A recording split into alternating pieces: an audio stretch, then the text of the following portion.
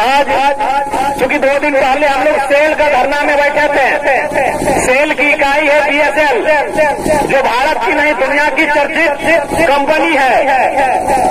दुनिया में उस कंपनी की चर्चा है। वहां जब जमीन लिया गया था, जब गांव वालों की जमीनों का अधिग्रहण किया गया था, तब उस कंपनी की ओर से वादा किया गया था कि जब तक चिमनी में धुआं रहेगा तब तक रैयत के पास नौकरी रहेगा। आज मुझे लगता है कोडरमा थर्मल प्लांट की चिमनों में धुआं दस का तस है कि नहीं? आज देखने से लगता है कि कोडरमा थर्मल प्लांट की चिमनियों में 10 का तस धुआं है, लेकिन आज रैयत विस्थापित के हाथों में नौकरियां नहीं है। इसीलिए आज लड़ाई है, कब राज की लड़ैया है कि आज हम इस राज में, इस राज के अलग करे खातिर, इस राज के निर्माण करे खातिर हमने अपन सारा चीज निछावर कर दिलिए। कभी जमीन जगह, कभी खेत खलिहान, कभी बाड़ी झाड़ी, आज बदले में हमने की मिल रही। आज झारखंड के किसी कोना में चल जाओ, केवल कोडरमा पर अपराध न खाए, हजारीबाग, गिरिडीह, धनबाद, बोकारो, रामगढ़, टाटा जमशेदपुर, रांची, आप जहां भी जा सकते हैं और आप अपनी नजरों को जितना लंबा चौड़ा दौड़ा सकते हैं, आपको यही दिखेगा झारखंडियों की बेबसी, झारखंडियों की लाचारी, झारखंडियों के साथ दुर्व्यवहार, झारखंडियों के साथ उत्पीड़न की दास्तां आपको दिखेगी। और आज प्रबंधन, चूंकि जैसी सूचना मिली है कि डीवीसी ने टेंडर दिया है थर्मैक्स को और उन्होंने दिया है किसी अन्य कंपनी को। आज जो भी हमारे भाई हैं वो तो केवल नौकरी की मांग कर रहे हैं। आज जो भूख हड़ताल में बैठे हैं ये तो नौकरी की मांग कर रहे हैं। यकीन मानिए, यदि आप नौकरी का निदान नहीं करते हैं तो ये भारत सरकार की जो कानूनें हैं उसके तहत जमीन वापसी की मांग करेंगे। अरे हम तो केवल अपना 20 साल देख रहे हैं, इसीलिए नौकरी की मांग कर रहे हैं। यदि हमारा बस चले और हमारा जोर चले तो नौकरी नहीं चाहिए हमें अपनी सारी जमीनें वापस चाहिए। इस जमीनों का अधिग्रहण करके आपने कंपनी लगाया है,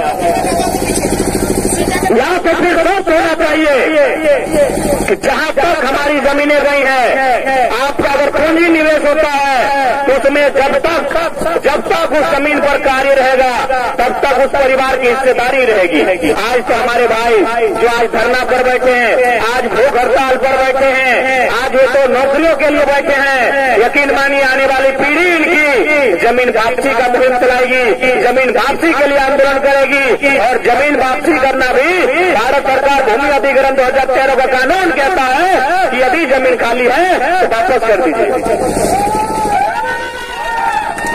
जैसे ये तमाम जमीनें जिनमें फैक्ट्री नहीं लगा है, जिनमें आप और हम बैठे हैं, ये जमीनें जहां फैक्ट्री खड़ा नहीं हुआ है, जहां बाउंड्री वॉल खड़ा नहीं हुआ है, जहां प्रोडक्शन नहीं हो रहा है, इन जमीनों को वापसी का राइट बनता है। तो आज तो ये नौकरी मांग रहे हैं, आने वाला दिन हम लोग जमीन वापसी की बात करेंगे।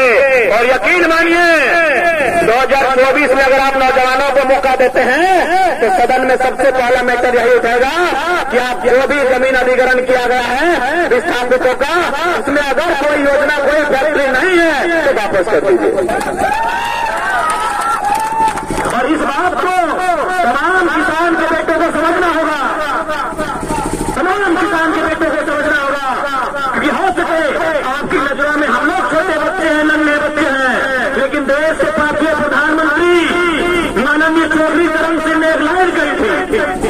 आप हमें देखने के बाद लगता होगा कि तो छोटा सा नन्हा सा बच्चा है, ठीक है, लेकिन देश के 5वें प्रधानमंत्री माननीय चौधरी चरण सिंह को छोटा नहीं कह सकते हैं। उन्होंने एक लाइन कहा था, अरे ओ किसानों, एक नजर रखो लाल किला के मैदान पर और दूसरी नजर रखो अपने खेत खलिहान पर।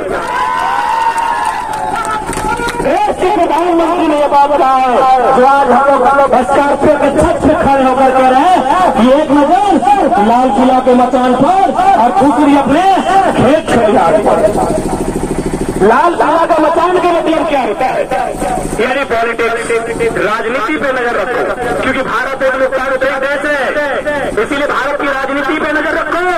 तुम जिन नेताओं को चुनकर भेजते हो उन पर ऐसा नेता चुनकर जाएगा जो कंपनी की दलाली करेगा, आज तुम्हारी जमीनों को बेच देगा। उसी का उदाहरण था माननीय प्रधानमंत्री नरेंद्र मोदी का कृषि बिल। उसी का उदाहरण था कि जमीनें अडानी को बेचने की तैयारी। इसलिए आज तमाम किसान के बेटों को मेरा यही संदेश होगा। आपने बिल गेट्स का नाम सुना है? अच्छा, ये चुनाव पुलिस अधिकारी लोग तो जा रहा है। अरे ठीक है, उन लोग के हाथ में डंडा है तो इंसान उनसे भी थोड़ा बात करेंगे, घुमाइए ना। अब जा रहे हैं, सुन रहे ना भाई लोग? हाँ ठीक है, हाथ में डंडा, कंधे पर बंदूकें हैं, हमें कोई तकलीफ नहीं है, लेकिन वो भी इंसान है।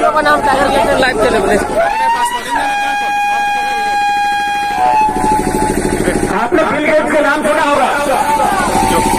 आज से कुछ साल पहले जब हम बिल गेट्स का नाम सुनते थे तो वो दुनिया के सबसे धनी इंसान थे, the richest person of the world.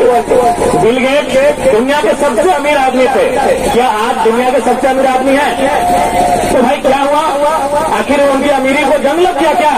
नहीं, उनकी अमीरी को जंग नहीं लगा है, बल्कि उन्होंने माइक्रोसॉफ्ट का कुछ शेयर बेचकर 3 लाख एकड़ जमीन खरीदा है और हम जमीन बेच रहे हैं। बिल गेट्स दुनिया के सबसे धनी इंसान, जिसको हम लोग दुनिया में सबसे धनी मानते थे, जापान के बिल गेट्स, जापान के ही है ना, दुनिया का सबसे धनी इंसान आज अपने माइक्रोसॉफ्ट के हिस्से को बेचकर 3 लाख एकड़ जमीन खरीदा है। 3 लाख एकड़ आप समझ सकते हैं, यानी आधा, मोटा मोटी आधा कोडरमा जिला। 3 लाख एकड़ जमीन यानी आधा कोडरमा जिला इतना जमीन खरीदा है। इसलिए आज हम कह रहे हैं कि लड़ाई जमीन की, इसलिए आज हम कह रहे हैं कि हमारी लड़ाई जमीन की लड़ाई है। क्योंकि ये नौकरी चाहे सीआरपीएफ वाले रहे या सीआरपीएफ वाले रहे, नौकरी 30 साल की है, 40 साल की है, उनके बाद इनको भी बंदूक छोड़कर हल्का बुट्टा पकड़ना होगा। ये नौकरी 30 साल की है, 25 साल की है। ये बिजनेस कब तक है? 50 साल, 60 साल, 100 साल। ये खेती, ये खेत, ये जमीन, ये आजीवन रहेगी। जब तक तुम और ये चिमनी तो छोड़ दीजिए, जब तक चांद और सूरज रहेंगे तब तक ये खेत तुम्हारे पास रहेंगे। उस बात को दुनिया के धनी आदमी बिल गेट्स से समझा है, लेकिन आज भी हमारे रैया, आज भी हमारे विस्थापित, आज भी हमारे गांव में रहने वाले मेरे काका, मेरे जेठा, मेरे मौसा, मेरे मामा, मेरे फूफा, मेरे दादा नहीं समझ पाते हैं कि जमीन क्या है। कोई भी सभ्यता, कोई भी संस्कृति हवा में पैदा नहीं होती है, वो जमीन में पैदा होती है। इसलिए लड़ाई जमीन बचाने की लड़ाई है। आज हम जो लड़ाई लड़ रहे हैं ये जमीन की बचाने की लड़ाई लड़ रहे हैं। यदि जमीन बचेगा तो फिर हम भी बच जाएंगे। तो आज क्योंकि बात करते हैं